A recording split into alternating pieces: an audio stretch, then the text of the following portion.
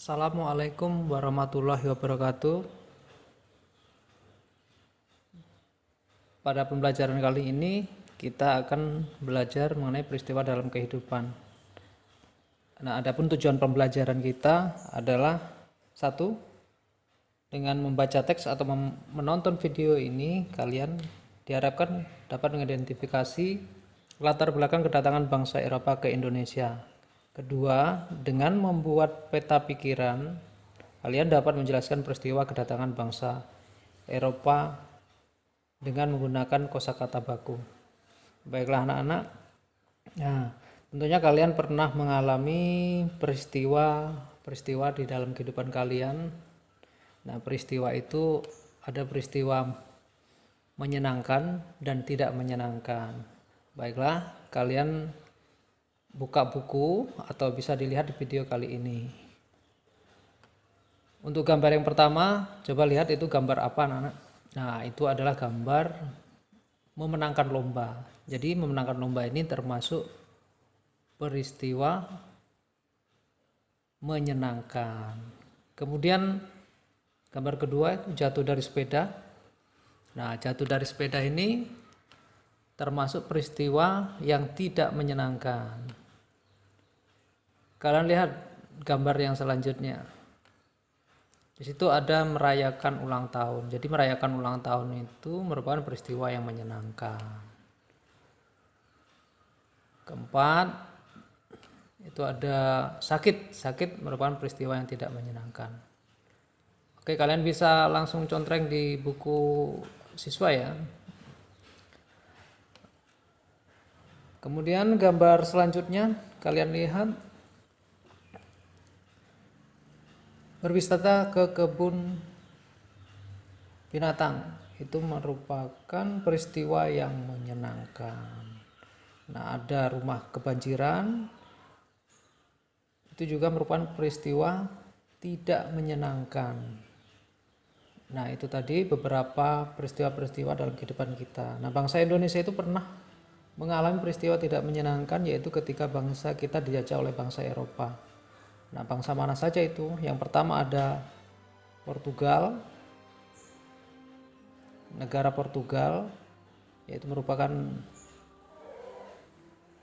bangsa Portugis. Kemudian Spanyol atau bangsa Spanyol, Belanda, bangsa Belanda. Kemudian ada Inggris atau Britania Raya.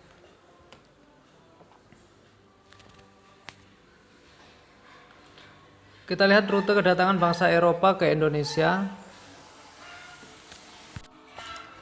Kita lihat untuk panah merah ini adalah bangsa Portugis. Ya, bangsa Portugis itu ke Indonesia melalui Samudra Atlantik, kemudian menuju Samudra Hindia, baru datang ke Nusantara. Kemudian yang biru itu Belanda rutenya juga sama melalui Samudra Atlantik, kemudian Samudra Hindia, baru masuk ke Nusantara.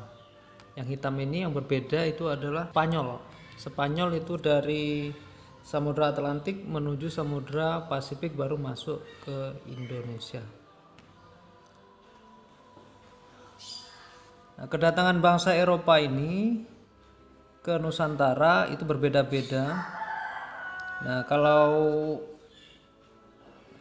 Portugis masuk ke Indonesia tahun 1511, masuk melalui Malaka. Nah, tujuan mereka datang ke Indonesia pertama adalah menguasai pelabuhan Malaka, menguasai perdagangan dan menyebarkan agama. Dan tentunya tidak lain dan bukan adalah untuk menguasai rempah-rempah yang ada di Indonesia. Kemudian Spanyol masuk ke Indonesia tahun 1521. Nah, masuknya melalui Pulau Tidore, Maluku Utara. Misinya sama, tapi yang paling utama adalah menyebarkan agama. Tapi tetap juga dia menguasai perdagangan dan menguasai rempah-rempah yang ada di Indonesia. Selanjutnya ada bangsa Belanda masuk ke Indonesia tahun 1596. Kemudian diikuti oleh Inggris tahun 1811. Tujuan mereka tetap sama, ya. Jadi dia itu memonopoli perdagangan dan menguasai rempah-rempah yang ada di Indonesia. Nah, kalau Belanda itu masuk ke Indonesia melalui Banten, Provinsi Banten. Kemudian kalau Inggris itu masuk ke Indonesia melalui Jakarta. Kalau dulu disebut Batavia atau Sunda Kelapa. Nah, kalau ini lebih jelasnya ini untuk bangsa Belanda dan Inggris. Kalau Belanda masuk melalui Banten, kalau Inggris masuk ke Indonesia melalui Jakarta.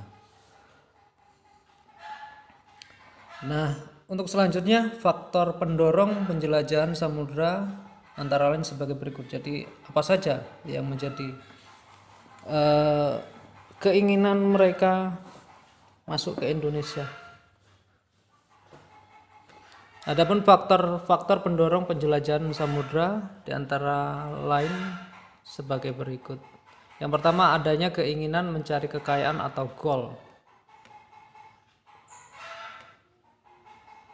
Kekayaan yang mereka cari adalah rempah-rempah yang paling utama.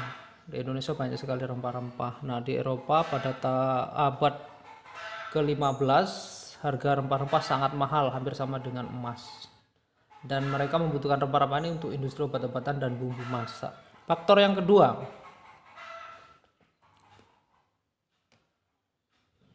adanya keinginan menyebarkan agama atau disebut gospel. Nah, selain mencari rempah-rempah, bangsa Eropa datang ke Indonesia itu bertujuan untuk menyebarkan agama pada penduduk daerah yang dikuasainya. Faktor yang ketiga, adanya keinginan mencari kejayaan atau glory. Nah, selain mencari rempah-rempah, kemudian menyebarkan agama, ada yang ketiga adalah mencari kejayaan atau glory. Nah, glory di sini yang dimaksud adalah, karena adanya suatu anggapan apabila suatu negara mempunyai banyak tanah jajahan, negara tersebut termasuk negara yang jaya atau glory. Nah, sehingga banyak sekali bangsa-bangsa Eropa itu yang berlomba-lomba untuk mencari tanah jajahan. Dan faktor yang keempat,